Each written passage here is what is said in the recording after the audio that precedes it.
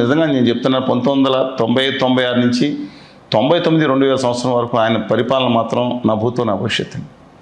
చాలా స్ట్రిక్ట్గా కసితో తపన చేసేటట్టు కనపడ్డారు. 2014 19 కనపడలా. ఇప్పుడు మరీ బేల్తనంగా ఉంది.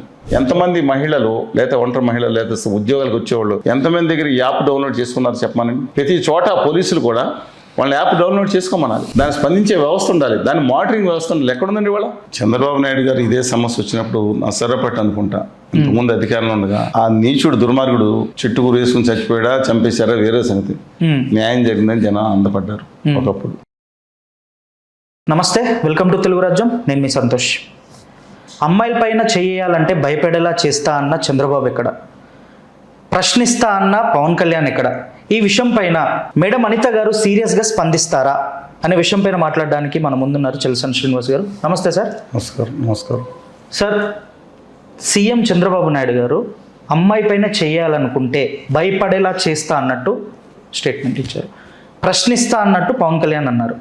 ఏవి సార్ అని చెప్పేసి అడుగుతున్నారు. మేడం అనిత గారు సీరియస్గా స్పందిస్తారా ఈ విషయం పైన? యాక్చువల్గా అడగాల్సింది ఆంధ్రప్రదేశ్ రాష్ట్ర హోంశాఖ మంత్రురాలు శ్రీమతి అనిత గారిని.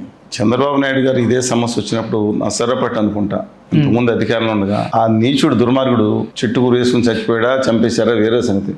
న్యాయం జరిగిందని జనం అందపడ్డారు ఒకప్పుడు. వరంగల్ దగ్గర సజ్జనార్ గారు ఉండగా ఏం జరిగిందో, ఎన్కౌంటర్ ఏం జరిగిందో చూశారు మీరు. అలాగే దిశని దారుణంగా దుర్మార్గం చేసిన నలుగురికి ఎలాంటి శిక్ష వేసే చూశారు. అంటే చట్టాన్ని తీసుకోకూడదు అనేది న్యాయమే పక్కన పెట్టుకుందాం, కానీ ఆక్రోశం, ఆవేదన ఇవాళ చంద్రబాబు నాయుడు గారు అధికారంలోకి వచ్చిన తర్వాత అంతకుముందు ఏదో బాగుందని నేను అన్నాను. ఇంతకుముందు పాలకొల్లని కాదు, పాలకొల్లో కానీ ఇవాళ విషయంలో మాత్రం స్పందన తక్కువగా ఉంది. ఇలా 3 సార్లు కలిస్తే ఇంతకుముందు జగన్ గారు చెప్పారు, చంద్రబాబు నాయుడు గారు అన్నారు. ఇవాళ దిశ చట్టం అన్నా మిగతా వీళ్ళు తీసుకొచ్చిన చట్టం అన్నా ఏ విధంగా పనిచేస్తుందండి?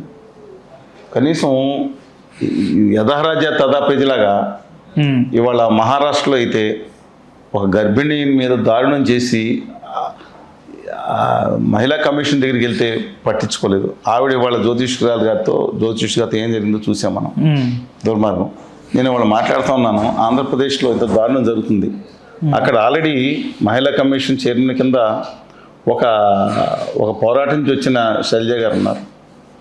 They should take it very seriously అండి. ఇవాళ రాష్ట్ర హోంశాఖ మంత్రురాలుగా శ్రీమతి అనిత గారు ఉన్నారు. ఇవాళ నేను కళ్యాణ్ గారి గురించి ఎక్కువ మాట్లాడాను. ఎందుకంటే ఉత్తరాది సనాతనవాదిగా మనవాదిగా మారిపోయారని చెప్పి పేరున్న కళ్యాణ్ గారి గురించి. ఎందుకంటే సుగాలి ప్రీతి విషయంలో ఏం జరిగిందో మనం చూసాం. ఆయన వచ్చిన తర్వాత మళ్ళీ ఎందుకు సైలెంట్ అయిపోయారో కూడా అర్థం కాదు. ఇంతకుముందు చేసాక నా వల్ల లాభం జరిగిందంటే లాభం చేసిన జగన్మోహన్ రెడ్డి గారు ఆ తర్వాత కూడా మాట్లాడారు కదా మీరు. ఇవాళ మహిళల విషయంలో జరుగుతున్న అన్యాయాల మీద రాష్ట్ర ప్రభుత్వం ఒక ఇంతకుముందు షీ టీంలో అన్ని మిగతా చోట్ల పెట్టినప్పుడు ఖచ్చితంగా వాళ్ళు అక్కడ అంటే అంటే వాళ్ళు ఇన్ఫర్మేషన్ ఇచ్చిన వెంటనే ఎక్కడ పడితే అక్కడ స్పందిస్తే వెళ్తున్నారు ఉంటే భయంతో అవుతుందండి. సమాజం నైతిక పరివర్తన రావాలని మనందరం ఒప్పుకుంటాం, కానీ చట్టం కఠినంగా వ్యవహరిస్తుందనే భావం పోతుంది. చంద్రబాబు నాయుడు గారు అధికారం వచ్చినప్పుడు ఎంత కఠినంగా ఉంటానని చెప్పారో నిజంగా నేను చెప్తున్నా 1996 నుంచి 99 2000 సంవత్సరం వరకు ఆయన పరిపాలన మాత్రం నా భూతో నా భవిష్యత్తు. చాలా స్ట్రిక్ట్గా కసితో తపన చేసేటట్టు కనపడ్డారు. 2014 19 కనపడలా. ఇప్పుడు మరీ బేల్తనంగా ఉంది.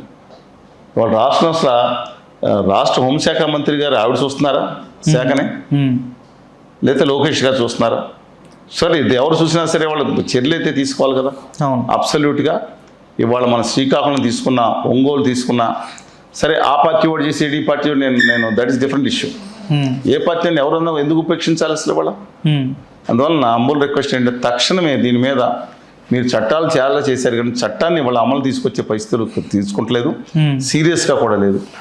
చట్టాన్ని మీరు చక్కగా అమలు చేయగలిగితేనే వాళ్ళ రాష్ట్రం ఇవాళ మీరు శాంతి పద్ధతులు అదుపు ఉంటేనే కుదురుతుంది. ఇప్పుడు రెండోది రెడ్ బుక్ రాజ్యాంగం అని ఇందాక అన్నారు మీరు. ఇవాళ నేను దాని గురించి చక్కగా మీరు వ్యవస్థల్ని మీరు రక్షించండి, వ్యవస్థలు మిమ్మల్ని రక్షిస్తాయి. ఒకప్పుడు మీరు వ్యవస్థ కిటికీ తీశారు, జగన్మోహన్ రెడ్డి గారు వచ్చి తలుపులు తీశారు. తప్పు కూడా జరిగింది అది విధానం. వాళ్ళు మీరు కప్పులే తీసేటట్టున్నారు. రేపు పొద్దున వచ్చిన తర్వాత ఇంకో పాలకులు మారితే కనుక ఎలాంటి పరిస్థితులు వస్తాయి మీరు గమనిస్తున్నారా? మీరు వ్యవస్థను ఏదైతే ఉందో దాన్ని వ్యవస్థను కాపాడండి. ధర్మో ధర్మిత క్షిత, ధర్మాన్ని కాపాడండి మీరు. ఇష్టం వచ్చినట్టుగానే వ్యవస్థలను వాళ్ళు తీసుకున్నారు, మనం తీసుకున్నాం, లేకపోతే ఎవడు పడతాడని గుడ్లు తన్నిద్దాం. మా చూశాను కదా డైలాగ్స్ అటు ఇటు వస్తున్నాయి. Absolutely non sense, nothing but non sense.